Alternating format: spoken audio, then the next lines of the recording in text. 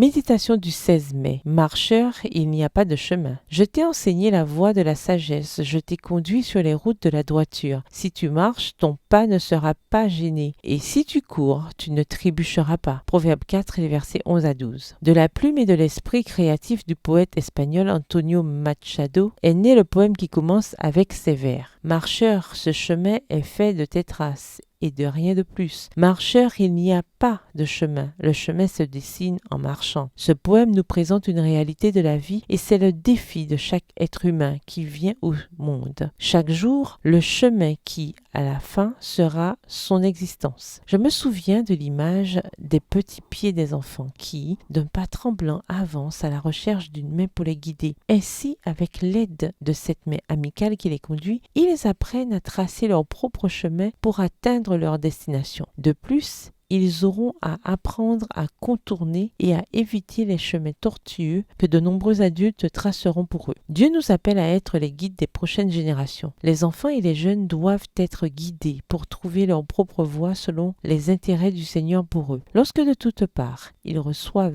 des invitations à suivre les traces de ceux qui profèrent des plaisanteries grossières et des insultes, à suivre les dictats de la publicité bon marché et nuisible, à mépriser l'autorité tant terrestre que divine, ils ont besoin de l'aide de ceux qui peuvent les sauver de ces graves dangers. Les mères au foyer et les enseignantes à l'école doivent assumer la responsabilité de l'orientation des enfants en les aidant à tracer des chemins droits. Semons dans leurs esprits des valeurs chrétiennes et éthiques. Soyons des mentors et non des prédatrices de leur esprit. Ne générons pas en eux la rébellion, la colère, le ressentiment ou le mépris des règles et de la discipline. Soyons cohérents de façon à pouvoir créer une atmosphère saine. Donnons-leur des outils et apprenons-leur à les utiliser afin qu'ils créent avec courage, respect et tolérance des chemins qui les amèneront au succès dans tous les aspects de leur personnalité. Nous leur laisserons un grand héritage si nous leur apprenons à dire, comme le psalmiste, « Ta parole est une lampe à mes pieds et une lumière sur mon sentier ». Psaume 119, le verset 105. Prenons soin de nos petits marcheurs qui, aujourd'hui, tracent leur chemin en marchant. Ces petites créatures sont notre responsabilité la plus solennelle. Bonne journée, que l'Éternel vous bénisse.